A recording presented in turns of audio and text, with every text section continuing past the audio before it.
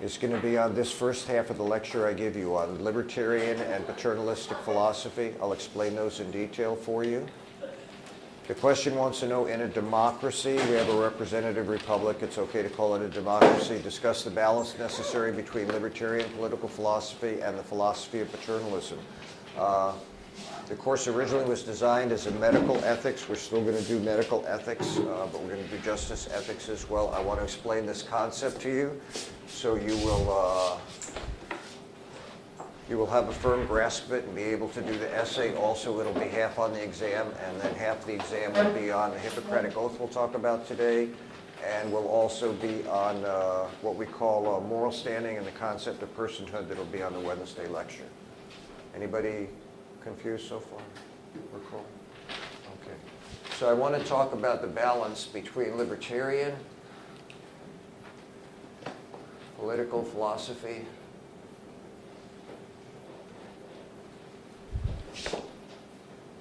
and paternalism.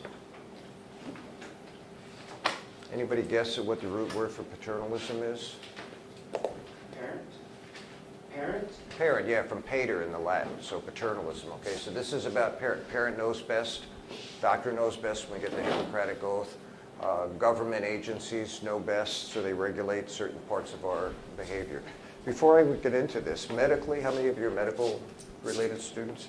Anybody know what we call this thumb on the hand as opposed to the other 4 digits? Probably stand right here. This is called an opposing thumb. It opposes these 4. Without the thumb,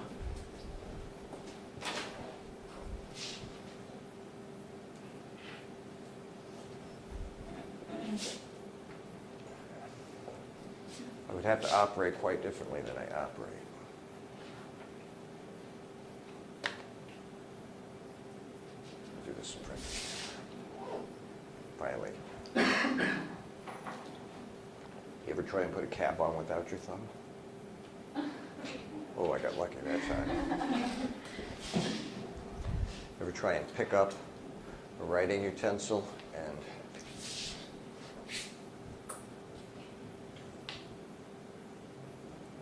see, I have to use my thumb, so I guess I'm stuck. And I just did. I cheated right there. The thumb is what we call an opposing thumb. It brings tension to the hand and literally makes the other 4 fingers useful. You can operate with 4, but without the oppositional relationship of the thumb to the other fingers, the hand becomes largely and effectively a different tool for using. Everybody follow that principle? So we have tension that can be used for good. How many of you play stringed instrument? Anybody play stringed instrument? You have to have a certain tension on that, or you get or you can snap a string off if you have the right tension, and depending on which string it is on the stringed instrument, they're on different tensions, different thicknesses, you get a musical instrument. Any of you kind of like country people, bow and arrow, same thing. You need to have a certain amount of tension on that bow, or the arrow will go blip. Or you can snap the string, or you can literally snap the bow. So tension is an active part of life. Your body has a certain tension within it. At the right tension, you operate correctly. At the low tension, or you can get hypertense. Your body designs to work through tension as well. Libertarian and paternalism is designed to have a tension built into it. When it comes to ethics, it's how much tension is necessary that creates a good balance between the two. How much is too little, how much is too much. Buried in the word libertarian is the word liberty. We, at our foundation, are a libertarian, not a liberal, a libertarian society. We are based on freedom for the individual. And the whole point of libertarian philosophy is how far we can go to maximize personal freedom. No one can be completely free. You can't stand up in a movie theater and shout fire. I can't punch you in the nose because you look ugly to me. Freedom is limited on purpose. by law, which acts as a restricting agent.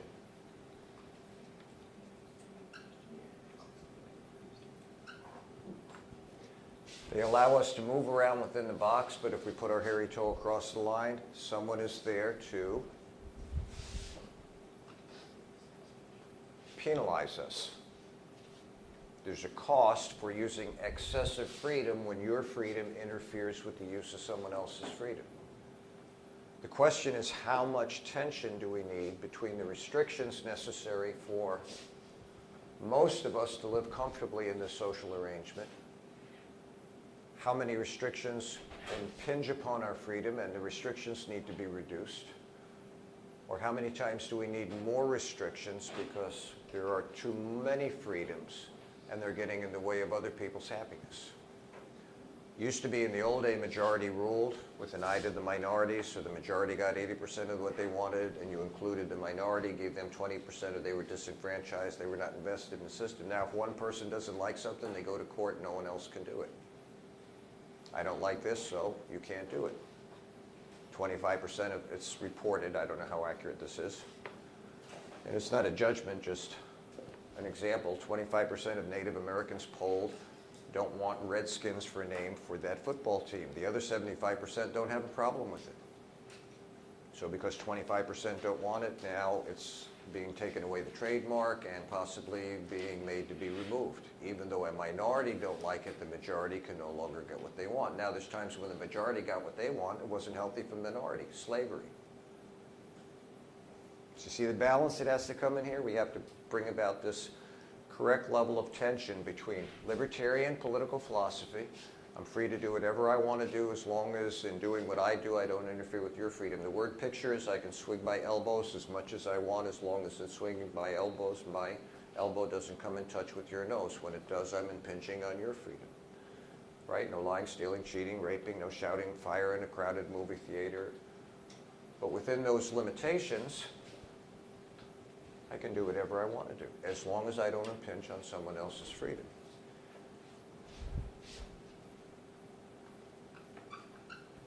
Taxation is one of those issues that irritates most of us. And yet without taxation, the whole paternalistic system couldn't work. We believe in a libertarian system. In a libertarian society, at least there's 5 areas of restrictions that we all need. We all want a standing military. If we get invaded, you can go out there with your gun and see how good you can do, but we assume a trained military force will be much more effective. Standing military, police force, fire department. Your house is on fire, you can go out there with your 1/4-inch hose and see what kind of damage you can do. Or you can call 911 and get the boys with the 3-inch hose, and you might have to replace your roof, but maybe the walls will be left standing. Standing military, police force, fire department, health, and education. While many of us, even now with the new Affordable Care Act, might still not have health insurance, you have health care. It's called the emergency room. There's a federal law that says the emergency room has to treat you with something called ordinary treatment, not extraordinary treatment. That's how most people in this country, half the people in this country, get their health insurance. They just go to the emergency room. Military, police force, fire department, health, and education. Pell Grants, student loan grants, that all comes from taxation. The U.S. government does not sell a product, therefore it does not create wealth. It takes wealth out of your pocket. We talked about this last time. It takes wealth out of your pocket through taxation, and then it distributes it according to what we believe are necessary needs within the society. Standing military, police force, fire department, health, they're not going to work for nothing. I'm not going to work for nothing. I need to feed myself too. So here's the tension. How much taxation is necessary? That's the fight we have all the time. How much tension do we need to bring to the table? Everybody follow the principle? And so we want to look at tension as a positive. It can have a negative effect. Either too little tension breeds anarchy, where everybody feels free to do whatever's right in their own sight, even if it's not beneficial to the 90%. Anarchy, A-N-A-R-C-H-Y, anarchy. Or we can have a system that borders on being totalitarian, where the government sets all the rules and regulations and you have no freedom at all. So what is that? Having a restrictive agency is restrictive. It impinges on freedom. Red light, green light. How much impingement on your freedom do you want? Fire truck, ambulance comes by. Should you be forced to go over to the side of the road? Yes or no? As first responders, should you be forced to respond regardless of the situation? You're forced to respond. You don't have a choice. I'm forced to follow a code of ethics or don't teach. There's restrictions everywhere we go. Everywhere we go. I spent time down in Villahermosa, Tabasco, at the very bottom, down by Cancun. And they passed a law down there suddenly that you couldn't walk around naked in your own house. That's because you don't have AC down there. And it is very humid. I was joking around with a friend of mine down there. He said, "What's your weather like?" And I was living up by the Canadian border. I said, "Oh, we have 2 seasons. We have winter and the 4th of July. And then I had to explain the 4th of July joke to him. And I said, "What's your weather like down here?" He says, "We have 2 seasons too. We have hot and then hot with rain. And after it rains, it's really hot. Humido, we call it, really humid." And that's how it is down there. So from April through about June or July, it is steaming. I have to go to AC when I'm down there. I can't handle the heat. And I'm used to heat now. And so they passed the law. You could know, because what people would do is they'd open the windows on this side of the house and open the windows on that side of the house and hope they would get a Gulf breeze, and it would cool them down because no one has money for AC. And people were watching each other walk around the house in their cool clothes. And they passed the law. You couldn't walk around your own house naked anymore. It's like, hey, this is my crib, man. Why can't I walk around? Because someone was busy scoping you out, they decided they were going to not offend anybody. Question? I was just going to say, why wouldn't they pass the law that you can't watch other people walk around their house instead of passing? They could have done it that way too, I suppose. I suppose. Might have taken more police, though. Probably they were better off, you know. So do we understand the basic principle of paternalism? Paternalism and libertarianism has been with us forever. Every government has to set up a system of balance between paternalism and libertarianism, or at least freedom. Some more on this side, some more on this side. This is also, we want to realize that this is flexible. You know, we went for a while where no drinking. We had a ban on, prohibition on drinking. We figured out, well, alcohol is a very dangerous drug. Most of you probably don't know that. Alcohol is probably the most dangerous drug we produce. People wanted to drink. 97% of the people in this country drink 3% of the alcohol. Why should they be restrained from drinking? Because 3% of the people in this country drink 97% of it. That's the consumable alcohol? Yeah. It's not just all alcohol made. Say the last part. It's not just all alcohol made. Well, it may be that, but I don't know who's keeping tabs on bootlegging. If they're drinking rubbing alcohol, they're being... Yeah, I don't know. I don't know who's keeping tabs on that. And I don't know how accurate the figures are. We learned that for years and years and years. They're general percentages, but the greatest majority of the alcohol is drunk by the smallest number of people. Most people drink responsibly. That's one of the arguments right now with legalizing, say, marijuana. You know, are some people going to abuse it? Probably. Do some people abuse driving a car? Probably. Do some people abuse people who shouldn't be abused? Yes. There's always some people who are going to put their hairy toe across the line, of course. But most of us choose to live within the confines of freedom and paternalism. We say, fine, we need to be restricted, so we accept the restrictions. Everybody with me on this? It's an important part of how we live together. It's part of social democracy. It's also going to be the foundation of all the justice we're going to talk about after this week's lectures. Justice is a balance between freedom and restriction. You do never have complete freedom unless you live by yourself. I don't care what you do to yourself. I might have preferences what you don't do yourself, but that's not my business. But as long as we're going to live in a social situation, we have to accept restrictions. How many restrictions do we need? To what extent?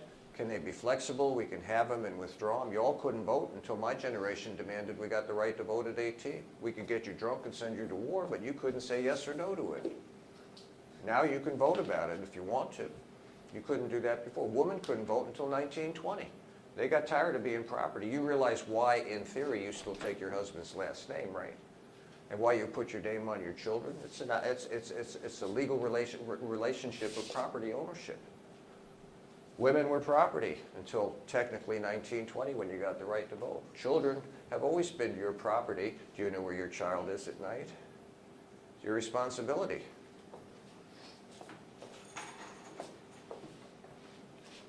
So within these frameworks, we've built in a system of flexibility because as a society, we grow. We want to allow ourselves to move in certain areas that maybe at other times weren't allowed, and these times were allowed. I remember when they went through the night, well, I didn't go through, I remember reading when they went through the Roaring Twenties after World War I, and people were freaked out that women were showing their knees. It was like, ah, I see knees, and people were just aghast. Oh my gosh, flesh. Give me a break. My generation invented not only the miniskirt, we invented the micro miniskirt. You should have heard what they said then. We were children of the devil.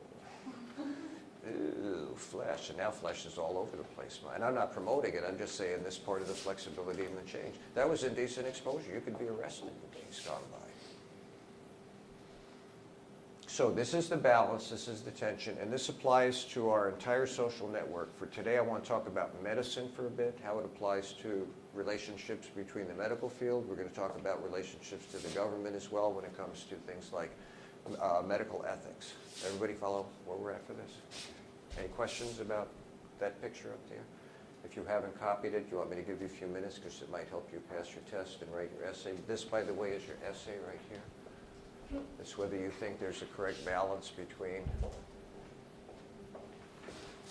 libertarian political philosophy and the philosophy of paternalism. Some of you are going to think more restrictions are necessary. It's okay. Some of you are going to think more freedoms are okay. Okay. Take care. Okay? If it's an opinion, it's worth defending.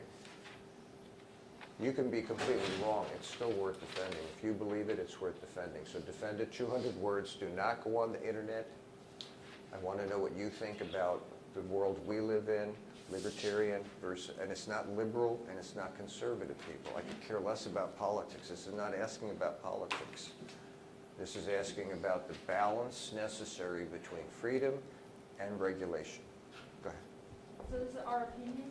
What we Yeah, personally these believe? for the most part are all going to be your opinion. Give me good solid reasons why you believe what you believe. Back it up with good information. It's only 200 words, 10, 11 sentences is it. Good spelling, grammar, punctuations. I don't have to take off a point for that. From here on out, essays should almost be a breeze, people. It's the exams, again, that are going to be what you have to deal with. But the intense language that you had to deal with in the first 3 essays, we're done with that. That's theory. We're slowly moving into practicality now, applied ethics. How do we apply the balance between libertarianism and paternalism? Okay, agree with me on that? Okay, so I want to do the Hippocratic Oath because that's probably our best and longest example of it. Before I do that, I don't have an extra chair, so I guess I'll use this. We were in 8th grade. We just come back from lunch. I don't know why my English teacher wanted to do this around lunchtime, but we all sat down. We moved all the tables. We sat in a circle, and the professor, thank you, I love you, book. And the professor sat down. He opened a book, and it was about medical school in the late 1800s. Now, in the late 1800s, you ever see or have you seen any of the advanced videos I've showed you at Harvard where they're in this wooden theater in the semi-round? Have any of you looked at any of the videos coming? In the description back in the late 1800s, it's a medical school. They're in a classroom, and it's a theater in the kind of 3/4 round. It's all wood. Concrete hasn't been invented yet. And all the students are in, and there's this table here, and there's a doctor in a white garb, and then there's an assistant in a white garb. He's got some tools for practice there. And this guy's sitting in this chair right in front of everybody in a blue dressing gown. Obviously, he's the patient. And the doctor looks at him and he says, in order to start class off today, why don't you explain to all these med students what's wrong with you? So the guy says, and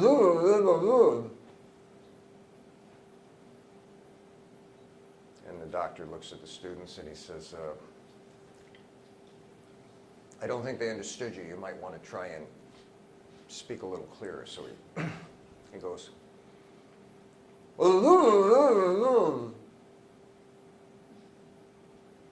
and the doctor realizes that's not going to work. So he says, maybe you should just show them what we're talking about. So he sticks out the end of his tongue. Now, unless you're Gene Simmons, most of us have a very short little piece of flesh at the bottom of it, so you can get it out just so far. I mean, Gene can touch his chin. You know who Gene Simmons is? Kiss? Okay. And He stuck it out, and what they saw was it turns out to be a white mushrooming cancer tumor on the end of his tongue. He was suffering from tongue cancer.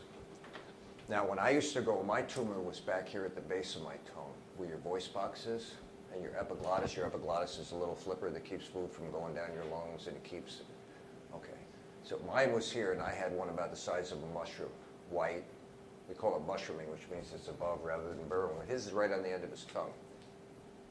And he showed everybody. Now, what he didn't know was going to happen is the doctor reached behind him, and his assistant gave him a set of forceps, and he took a piece of gauze, and now they used to do this with me. I've got a permanent tattoo down here where the tumor used to be, and he would grab a hold of that, and my doctor, Dr. Burry Wolf, and he would,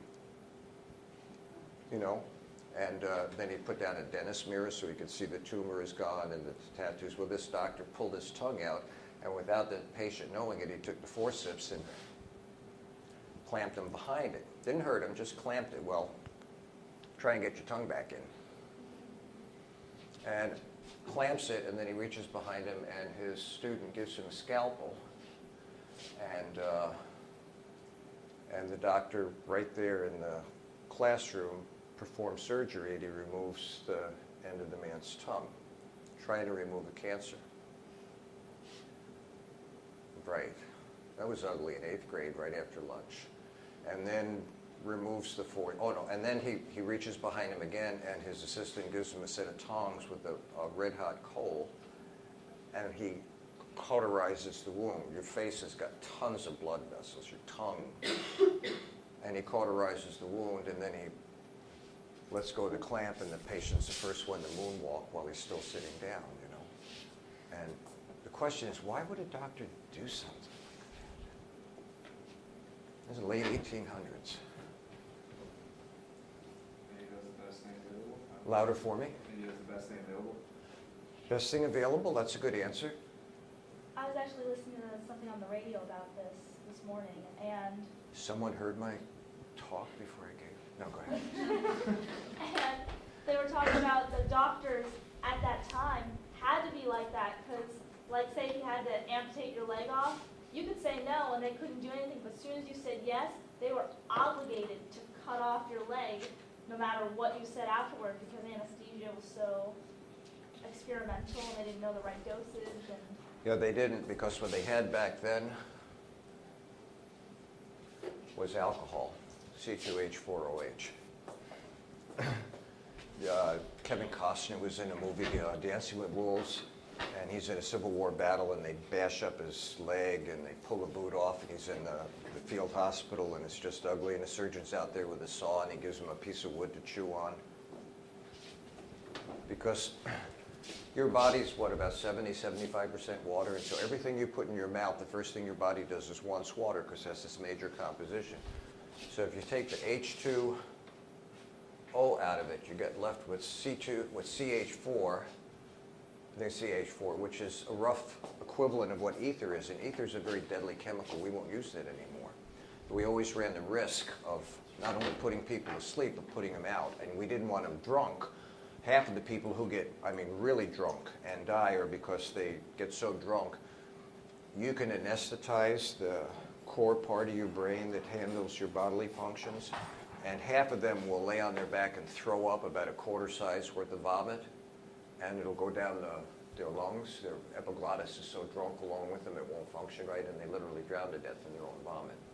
So back then we didn't have what we have now, so I couldn't put a stick in his mouth. I needed his tongue out. And without surgery, the tumor, I don't know if you know about, I should probably say this, although this is not user-friendly. You know you all get cancer in your life? It's just 80% of you, your autoimmune system automatically stops it, and you never know it. 20% of us, whatever's wrong, too much sugar growing up or whatever, just doesn't work right in our autoimmune system, and we end up having the battle for our lives. So without removing the tumor or somehow surgically removing the cancer, the doctor was convinced that this thing would just probably eat him up, and that's exactly what cancer does. It eats up everything available in your body, including you. It just literally eats you to death. But still, that was kind of crude. No advance warning. Stick your tongue out, show them what your problem is. And then cauterize cauterize the wound. Now we use lasers and it cauterizes as you cut, and so we don't have to deal with, most of the time, bleeders or anything like that. Or if you do, they just, and they'll cauterize those things. Those advances weren't current at that time. Which brings us to the Hippocratic Oath. Ever since Hippocrates back in the ancient Greek days, all physicians have taken a Hippocratic Oath. And it's central to the entire medical profession, people.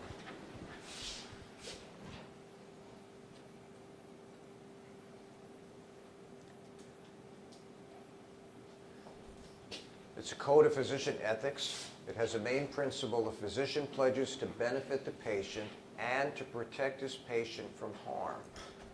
That doctor knew if he didn't take the tumor away, the patient would probably die from cancer. He also knew that he didn't have a means of anesthetizing the patient, and so he did what he thought was in the patient's best interest. He knew if he did nothing, the patient would die. So pledges to benefit the patient and protect the patient from harm. Notice harm and pain are not the same. Pain is not included in that statement. Pain is not your enemy. We're a society, I mentioned this I think last week, that just loves to mask pain. We just don't deal with pain. No pain, no gain. Oftentimes pain is a part of the process of not only identifying when the body's not working well, but the healing process as well. And when the pain goes away, you're healed. I remember when I started doing chemotherapy, it was just nasty. I woke up from the first 8 hours. They gave me 120 continuous hours. They knocked me out after the first 8, and they added another 8-hour dose of something called cisplatin, which is a heavy metal. And I remember I started at 3, and by 11 they gave me the platinum, and by 8 in the morning I woke up, sat up, and threw up all over myself. And she said, "Oh, you handled that pretty good." And I said, "Yeah, you knocked me out." And she says, "Yeah, you wanted to be knocked out for that platinum." Then she says, "You need to get up out of bed and start moving around. Don't be drinking or doing any kind of masking of pain." I said, "I don't have pain." She says, "You have to have pain. Everybody with cancer has pain." I said, "Then I must not have cancer." Never had a lick of pain the whole time for 9 months. But pain is almost always associated with it. Some injuries you can't get by without having to deal with the effects of pain. One day I was out, a friend of mine had loaned me his cottage. We had a little local vacation in northern Michigan. He had a real nice boat. Chinook were about this big in the lake. And the boat was up on a hoist, and I looked at the boat. I got in, and in the back had this little, what we call, trolling engine that just goes, you can just go through the water and they can't hear you, and you put your line out there, and those dumb Chinook will come up and grab that worm, and you've got dinner for the night. But the trolling arm, the arm that the motor was attached to, was in a locked position. I couldn't figure out how to lower it. So my wife's father was a DNR officer, Department of Natural Resources. I said, "Can you go out there? Maybe you can figure that out." She grew up around boats her whole life. She came back in. She says, "Oh, yeah, it's got a little plug thing there. It's got a channel. If you look at it from the side, it had little cutouts. And then it had a metal rod here, and at the end of it was a bar, and this would get locked in, though. So as long as it was locked, that bar couldn't be released." She says, "Oh, yeah." She says, "You got to pull on that thing, and it'll..." I thought, as soon as she said that, I thought, "No, you can't pull it. It's in it. You have to push it." And without thinking, I had my hand right here on the channel, which is unrefined metal. It's just rough metal. So I pushed it, and this bar that's about 6 feet long decided it was going to... It was spring-loaded without a message, you know, "Careful, this is spring-loaded." And it decided it was going to... And it just popped the end of my finger off. Twisted it and cut it and popped it right off. Took the bone. You have a bone in the... And it just splintered it. It wouldn't cut the bone. It just splintered it. So I had a double nose. No, I'm sorry. So... And it just pulled the end of it off. You know, and I stood there and looked. It was really weird. You know, you hurt your funny bone, it goes ding, ding, ding. This did not hurt, but down here was going ding, ding, ding. So we got in the car, put a dish towel over it, and we're going to the doctor. And I'd been in the emergency room with the kind of job I did. So I walked in, I knew where the special button was, so you have to avoid the insurance. And I went back in, here's a nurse sitting there doing notes, and I said, "You might want to look at this." And I took it off and showed it to her, and here's this big wishbone sticking out of the end of my finger, and she looked at it, went right back to her work, so I just, about 30 seconds later, she says, "Let me see that again." So I said, "Sure." She says, "Maybe we ought to deal with that." So put me in the room, in the emergency room. The doctor came in and looked at, you know, you ladies have these little tweezers.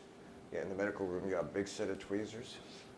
He took them out, and he took out a bottle of betadine, put my finger right in it, pulled it out, and pulled one twig out and popped the other twig out, and then he got a brush,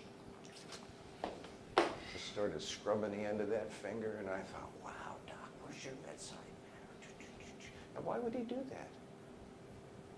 Touching everything out. Yeah, because there could have been some kind of debris and there was metal. He asked me what happened. It was unrefined metal. It was rough edges. You know, if I'd had something in there and I come back 2 days later, would have had a golf ball for a finger. In fact, another accident, I did exactly that. It was this finger and I had a golf ball on the end of it. So anyway, physician benefits his patient, does no harm, but pain is not a part of the process. No pain, no. If you didn't scrub it to get any kind of debris out there, it could have been even more, could have come back and chopped more of it off intentionally the second time. We follow this principle here? It's important because as a society, because we don't want to deal with pain, we think that pain is a negative. Your body feels pain for a reason. It's a notifier that things aren't well, and maybe we should deal with what's not well so the pain will go away. So the principle says physicians pledge to benefit patient, protect them from harm, not pain, but from harm. Now, in contrast to that, libertarian political philosophy, you'll see these names, John Locke. If you see Locke, don't worry about John. Thomas Hobbes. You see Hobbes, don't worry about Thomas. And Jean-Jacques Rousseau. See Rousseau? Don't worry. Locke, Hobbes, and Rousseau invents or comes up with libertarian, liberty, freedom, political philosophy. Commands respect for the individual, equality of moral worth of all people, equality and justice before the law, we're all equal, and provides a basis for social justice. Something goes wrong, you have a right to present yourself before the court. In our system, I want to leave that up, so I guess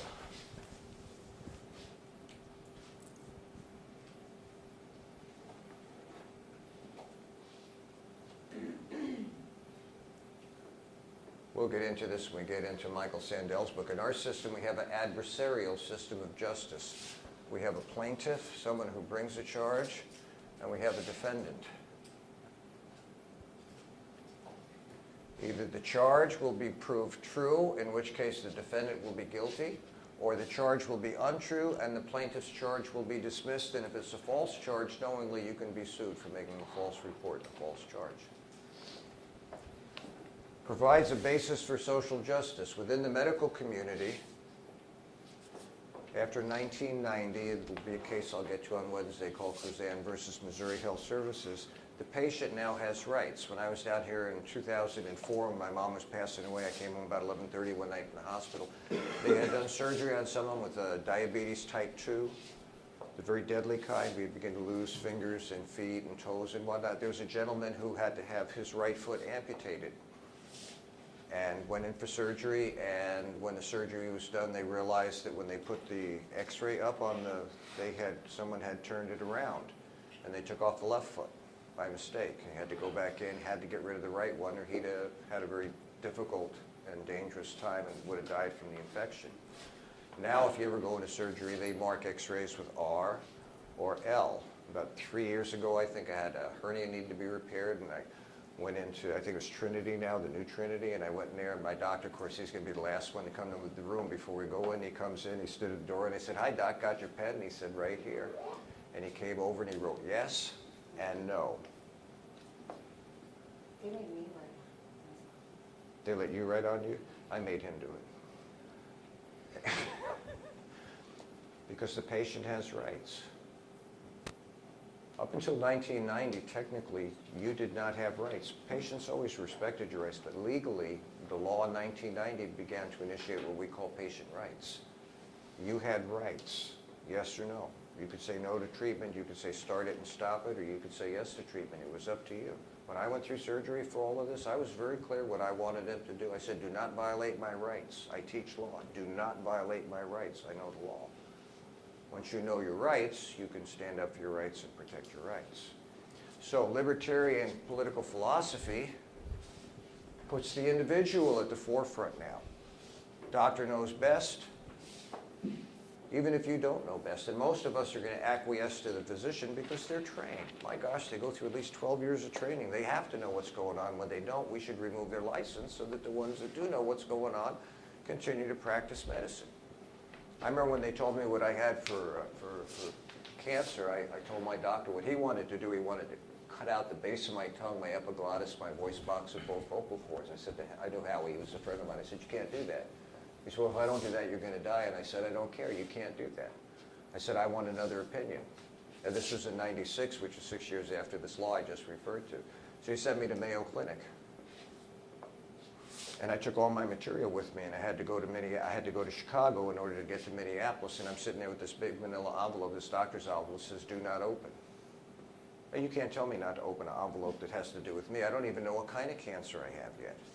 So I had an hour and a half layover in the Chicago airport. I just found a little quiet place, and I opened the manila envelope, and I pulled it out, and it said I had tongue-based squamous cell carcinoma. You have 3 kinds of cancer, skin cancer. You have, I know I'm going to get this wrong. Help me out, people. How many of you are medical people might know what I'm talking about? Melanoma? Melanoma is the worst. Carcinoma, the squamous is the second, and then you have basal cancer, which is usually surface cancer. It goes nowhere. They call it dumb cancer. If you get too much sun when you're young or even older, it'll come up on your face or your head if you lose hair. Well, I have squamous cell carcinoma. It's the second most dangerous cancer. And it says I was in T3N2. What's a T3N2? So I went to a computer and looked it up and said I was in stage 4 cancer. Because it's hidden, so it's like ovarian cancer, it's hidden. So usually you find out an esophageal cancer, usually at the end of life. Well, I went in there and I looked at that's my stuff. I wanted to know what I had. I went to Mayo and they wanted to do the same thing, only instead of doing it the nice way like Howie did, they wanted to split my face open up half my jaw and go in and take out the same material. I said, you can't do that. So I went back and someone told me, go to the University of Michigan. They have a new program called organ preservation. They think maybe they can save your tongue and your epiglottis. And we went through all of this stuff, and we got finally to the surgery, and this is called a modified radical neck dissection. And I said, look, doc, I said, I know the law, okay? Do not take my plumbing. I always call this my plumbing. I said, do not take my plumbing. So I'm an hour out into surgery, 7.5 hours. I'm an hour out, and they come into the room. My wife's there, and I have 2 friends there. You always want to have backup, because when you get asked a vital question medically, you may not be rational enough to. So the doctor came out and he says, we have 7 surgeons in there and 4 of us want to take all this plumbing and 3 of us will do what he asks us to do. And just it's called, this neck muscle here has 150 microscopic lymph glands in it. What happened real quickly is the tumor went from here to here, which means it moved. There could still be buddies here. It could have moved up here. It could move right down to your groin. It's your lymphatic system. It's your sewer system in your body. And so because it had moved here, they were worried it might be here. So they give me what we call a pencil neck and take out all of this here, and then I'd be fine. And he looked at my wife, and he said, I need someone to make a decision. And you're under a little stress, and when you're 27th in a class of 27, that doesn't necessarily. So anyway, they said, make a decision. And she said, oh, I don't know what to decide. If I decide the wrong thing, he'll never talk to me again. So my buddy said, he said, you can't take his plumbing. And his wife was there, and then my wife thought about it for a minute, and she says, I don't think I want to live with him if you do something he said you can't do, so all you can do is take this neck muscle. 18 years later, beat the odds. The other 29 men in the research experiment, not here. And the 30 before them in Paris, France, not here. So, libertarian philosophy gives you rights. Basis for social justice, the moral worth of all people, and respect for the individuals. So we hear that that's going to play out medically for us now? Help me out, people, yeah? We hear it's going to play out? Okay. Let's go back and look at the oath for a little bit. The oath has 2 parts. You won't be tested on the oath of initiation. I'll go over it quickly.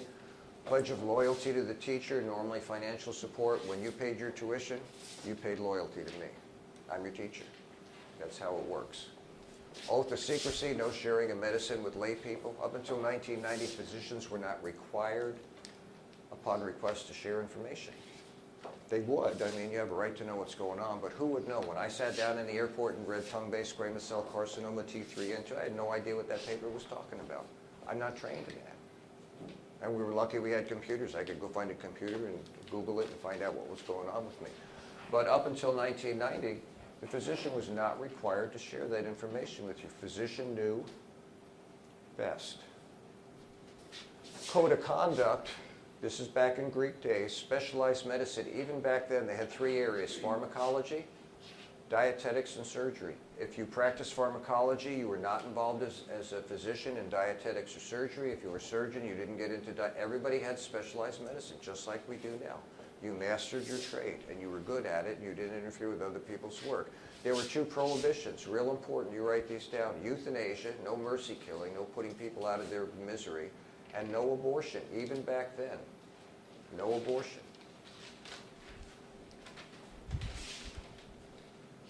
And of course, the core principle in the code of conduct, no patient to the harm. No harm to the patient, I'm sorry. Only benefiting the patient. So there's 3 things you may be tested on: code of conduct, specialized medicine, prohibitions, core principle. I would suggest you write those down.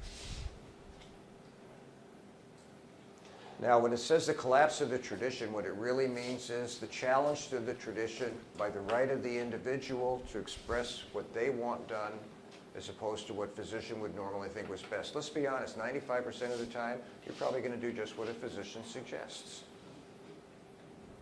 That's why they're in business, and if they're good and they have a good reputation, that's why you go to that one. You want the best heart surgeon? What they say is necessary probably is what's necessary. But you still have rights. You can ask for second, third, fourth, fifth opinion. There's no limit.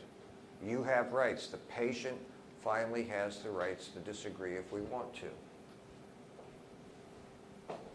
So the collapse begins by the way that benefits are assessed.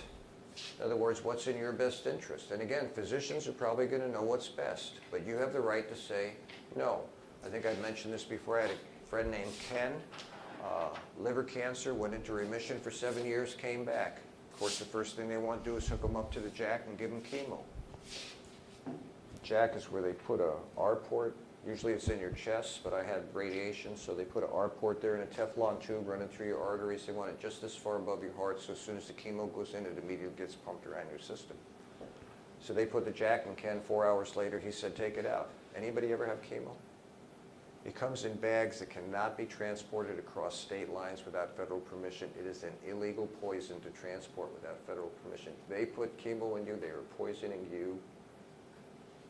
If they get your height and weight right and your sensitivity to drugs, they don't kill you. Periodically, very infrequently, you can literally be killed by chemo. It is meant to kill. It is not meant to heal. Hopefully, it's targeted and kills the bad cells, but it will also kill good cells along the way. And hopefully, your body will repair the damage to the good ones and leave the dead ones to die. It is a poison. And Ken had enough after 4 hours. He said, take the jack out. Guess what they did? Ken had rights. He took the jack out. He was done with chemo. He was just going to take his chances with the disease. About 2 months later, his chest filled up with about 3 liters of liquid. We took him in. They took the liquid off of his chest, and his doctor said, Ken, I need you to go home. Just get comfortable, get your stuff in order over the next 2 weeks. Ken got up and left. Doctor got up and left. Did I tell you this? And then Marcia and I got up, and Marcia wanted, is he sending Ken home to die? Yes, ma'am, he is. Ken was okay with it. The patient had rights. He was willing just to accept the fact that he was done fighting. If the cancer was going to win the battle, then the cancer was going to win the battle. The patient has the rights to accept their own death, too, and we could get into that. That has to do with euthanasia. So the way that benefits are assessed, this is the beginning of patient rights. It challenges the overwhelming principle of medical paternalism. The physician always knows best. And let's be clear, they do. If they're incompetent, they should have their license removed. It's a very, very small number of them. The physician will always know best. That's why they go through 12 years of training people. I have a doctor friend of mine up north. Did I ever tell you how they diagnosed this? I went in one day, I had a sore throat 2 weeks before I went to see my doctor for 3 days, and then the sore throat went away. In August, you do not get a sore throat in northern Michigan. You get a sore throat in the spring and in the fall. This is the dead of summer. And then right after the sore throat went away, this little peanut-sized lump shows up in the side of what used to be my neck here. And didn't do anything, didn't hurt or anything. And 2 days before we're going to Chicago for vacation, I happened to go by the bathroom at 7:30 in the morning. I looked at my wife and I said, what do you think this is? Well, I don't know. Why don't you go down and see Dr. Lowe? Gus is my family physician at a quick care clinic. So I go down to see Gus, walk in, how you doing? Oh, I said, I'm okay. And then I told him this weird little sore throat, and then 3 days later, and he looks at this lump. I didn't tell you that? You know how they do? They put their finger in your mouth, and he said, I want to take a couple of x-rays. So I go in, A couple x-rays come out and he puts it up on the light machine. I'm not trained, but I've seen it often enough, and I'm looking at my lungs and they look really clear. I said, you don't see anything, do you? He says, no, I want to take another x-ray, and he tells the technician to raise it by lumens of 3. In other words, they want it brighter. Took another one, he comes out and I pop it up on the machine and I'm looking at it, you know, I mean, Gus and I have known each other for, looking at it, I said, you don't see nothing, do you, doc? And he turns around and he says, no, I thought I was going to find a tumor about this big in one of your lungs. I said, tumor? He says, yeah, you have cancer. He says, I'm betting it's either here or in your brain. He says, I'm betting it's here because it moves sideways. Best diagnostician we've ever found. Right on the mark. The town I lived in had the highest incidence of rare brain tumors the country had ever seen. Turns out an industrial plant had been dumping their solvent years and years before we knew there was anything wrong, and it seeped into groundwater and was affecting people in the town.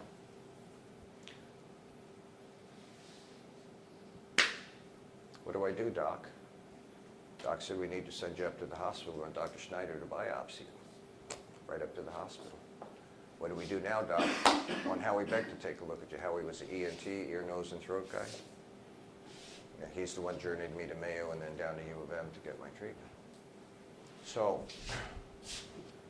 the principle of medical paternalism, if we look at that in an ethical way, that's what doctors are trained for, people. You take your car to a barber shop, you get your oil changed, get your brakes changed, you take it to hopefully the best mechanic you know of. You do the same thing when it comes to medicine. So physician does know best, and we should accept that because this is not a negative. This is the balance of tension between your rights, patient has rights, and physician knows best. And that tension needs to be there. It's healthy. It's okay to question the physician, to ask. When my mom was going through her cancer, they opened her up. They thought she had a cyst, opened her up, ovarian cancer everywhere, diaphragm or lung, everywhere. Sewed her back up, put a little colostomy bag in there. I think it was about 3 days later, the cancer from the inside, this is going to be a little graphic, the cancer from the inside had eaten away at her stomach wall, and the bag came out, and we took her back in. They took out, it was twice as much. They took it all out, and then we went to her doctor. Her doctor, was a nice guy, I forget his name now. We went in there and he examined, and he wasn't into telling my mom too much because he knew what was going on, and my mom did too. She wasn't real interested. How many of you work with hospice or end-of-life situations? People who are dying know that they're kind of reaching a point of probably no return. He got all done. He says, is there anything else? They called her Babs. They said, anything else you want to know, Babs? And she looked at me and she says, do you have any questions? And I looked at the doc. I said, I have one question. I said, she has stage 4 cancer. And he looked at me and I did this. All medical people know what this is. This is a radical modified dissection. Only happens when you have cancer. I did that and he looked at me and he said, yeah. I said, we have no more questions. We got up and left the office. What more can you ask? Someone's dying. What more can you ask? And she was in the last, and we'd seen the surgery and we knew how much cancer they'd taken out of her. They just frankly loaded her up with morphine so she didn't feel pain, and 2 weeks later she'd slipped away. So we want this tension between paternalistic philosophy, physician knows best in the medical field, and the patient has rights to be in the right balance. Everybody follow that? It's okay to have a tension between the two. There's more to ethics than just producing good results, taking all my plumbing. Paternalism versus patient rights. It gives rise to what we call a patient bill of rights, places the welfare of the individual above the interest of society. You have the right. Now, when I get to this law, let me put it up real quick. I have some time.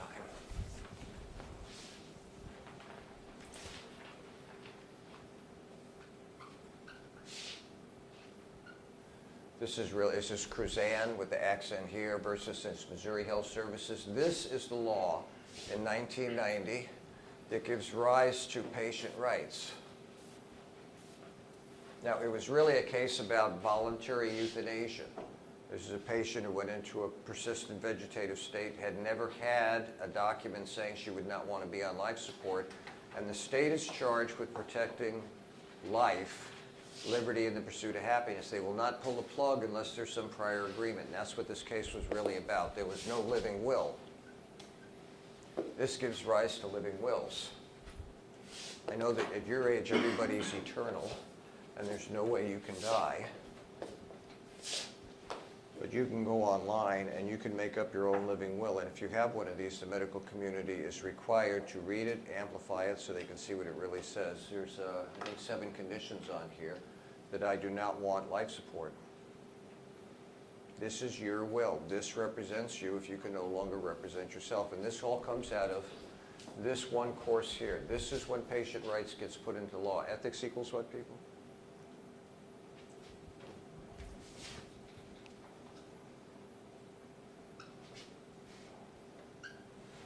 If the law doesn't reflect your ethics, change the law. And the law is always changeable. But we need some standard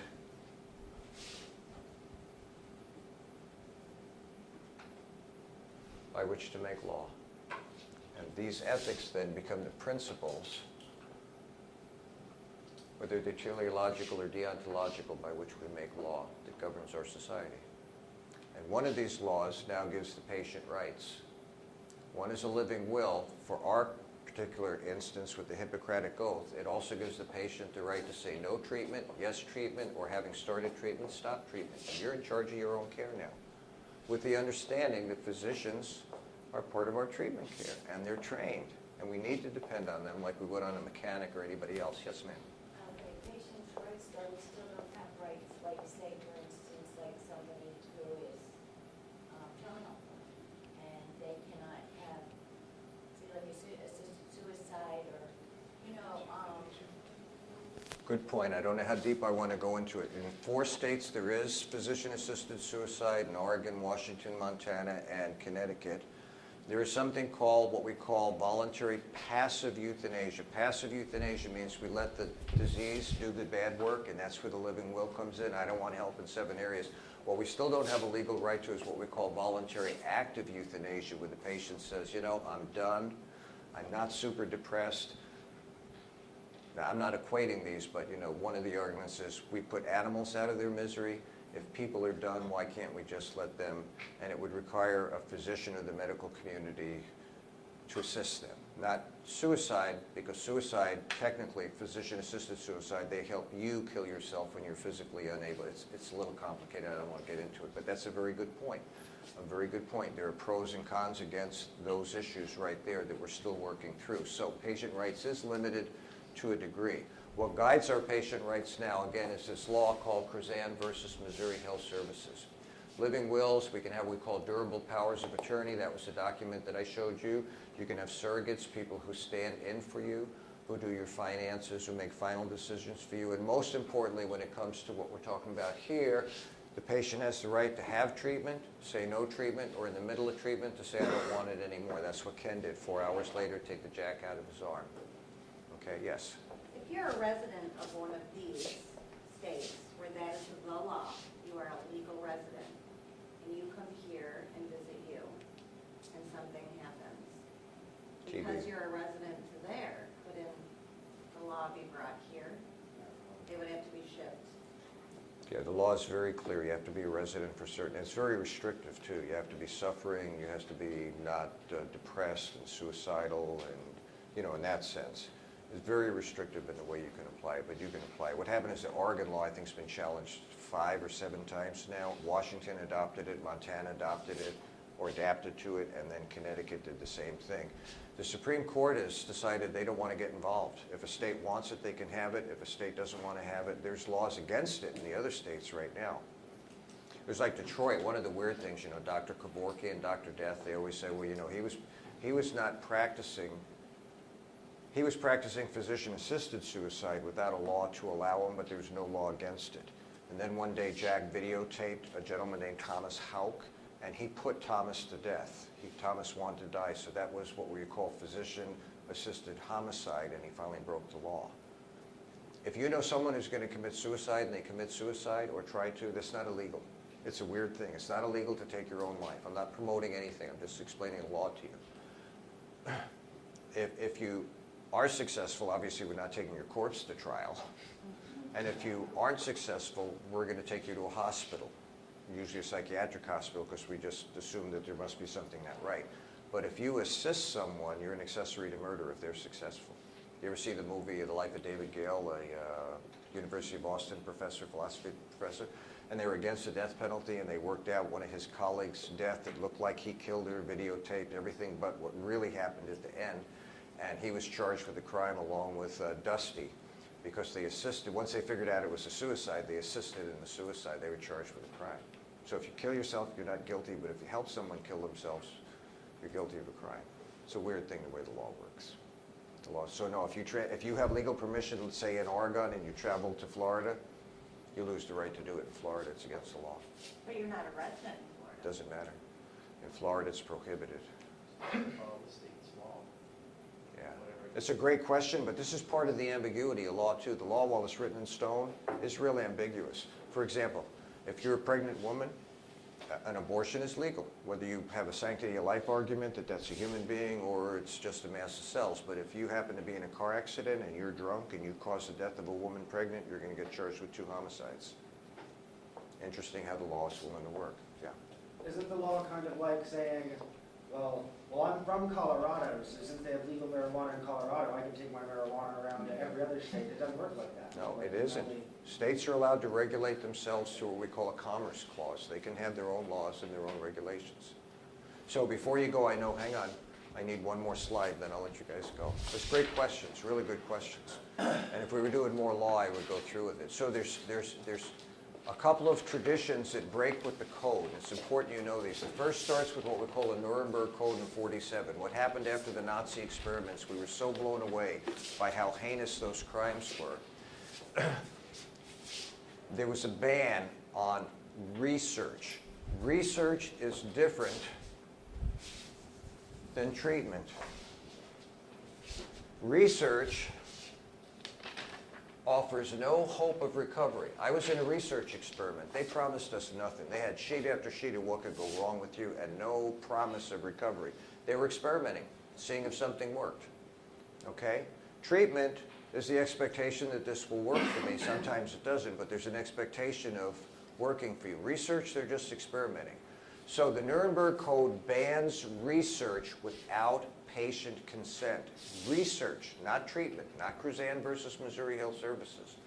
So you can no longer do research on people without their consent. So the Tuskegee experiments, where we infected black men with syphilis to see how the body would react to syphilis, you can't do that. That was research, you need consent. What they did with me, I had to sign consent forms. First chemo, then radiation, then surgery. It was research. So the Nuremberg Code allows for research and still protect patient rights. It begins the concept of informed consent. You have to know what's going to happen and then give your consent to it. It is a public document of international law. Now, it's not international law. It's a public document. There's no country that wants to surrender their ability to adjudicate or judge their own people to an international tribunal. It's in The Hague. We all say, yeah, we want this international place, but nobody really wants to give up their ability to judge their own people. It's what happened in Iraq when we pulled out of Iraq. The Iraqis wanted to judge our military people if they committed a crime against Iraqi law. And we said, no, we wanted the right to prosecute our own people if we broke a law. Everybody wants that national right. So this becomes an international public document of law. It literally has no teeth in it, but as respect to research, people started obeying, at least in the Western world, the democratic world. A year later in Geneva, I call this the Geneva Declaration in '48, it now becomes international law, but frankly, it still has no teeth to it. No country wants to submit to an international tribunal. So this went from a public document to international law. Then in 1973, the AHA, the American Hospital Association, does incorporate America a patient bill of rights. This is a hospital association. This is still not doctors. 7 years later, the American Medical Association, the AMA, now incorporates patient rights into their code of ethics. The patient now has rights. However, it's not till 10 years after that, Cruzan versus Missouri Health Services, that we get patient-informed consent, we get living wills, we get DNROs, do not resuscitate orders, durable power of attorneys, surrogates. So by 1990, we start this in '47, prohibitions against research without patient consent. We finally get up to treatment 1990, federal law, patient now has legal rights. Living wills, informed consent, DNROs, durable powers of attorney, people who could stand in for you, because most of these people have huge medical needs and bills. Someone's got to be able to do the finances. Surrogates, people who can literally make decisions that were not anticipated. My dad had a long list on his living will. He went into what we call congestive heart failure, so he went into, we call it cardio dementia, where his heart was not strong enough to provide enough oxygen to his brain, so he was literally going crazy. And one of the things we never thought about, his medicine was keeping him alive for 4, 5, 6 years. And we never thought that he could go crazy while still taking medicine. So it occurred to him, he kind of came out of the haze one day and he says, can I go crazy and still be alive because I'm taking medicine? I said, yeah. He says, and I want that put into my living will too. If I go crazy, no more medicine, just let me die. And we couldn't do it. He'd been Baker acted. Baker acted means the medical community puts you in a medical facility because you don't seem able to make decisions for yourself anymore. And as soon as that happens, you lose the right to change your living will. You need to get it right at the beginning. So if it wasn't for the fact that he broke a bone and finally went off the edge, and that tends to happen with dementia patients once they have a major injury like that, he could have lived another decade on medicine, and they would have kept giving him his medicine because there was nothing in his living will that said, if I go into full dementia, no more medicine, just let me die. One more question, hang on. Is there any way to change it at that point, or is it like indefinite? Once you're diagnosed or adjudicated by the court as not mentally competent, your ability to change it changes. Now, it doesn't mean you can't fiddle with the law. Yeah, like what would happen, like, could they like have someone else, like? A daughter, a son. You can try. Medical people at the end, my dad fell into what's called silent aspirations. He could no longer, his epiglottis could no longer distinguish between breathing and feeding. We wanted to put a feeding tube in him, and he said no to that. And he wanted the tubes reversed. That was the weird. And we finally realized, we read his will and it said if he couldn't feed himself, he wanted no hydration. That's the first thing you do to you in the hospital because you're 75% water. 3 days without liquid, you don't make it.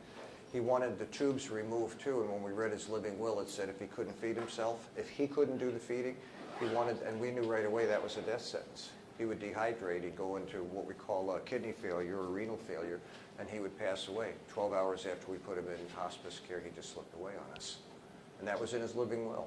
The doctor said, what do you want to do? You know, and at that point, I knew enough about, well, I've known law for, I said, Doc, you've read his living will. Are you comfortable violating it? Because I'm not going to violate it. I'm not going to have my other brother contend with me that I didn't carry out a legal document. The court doesn't want to be involved in it. It doesn't mean that stuff doesn't happen. But it's best if you don't violate the law. That's a good question, too. Any other questions from you people? Okay, red light, green light. When you go home, I will see you on Wednesday.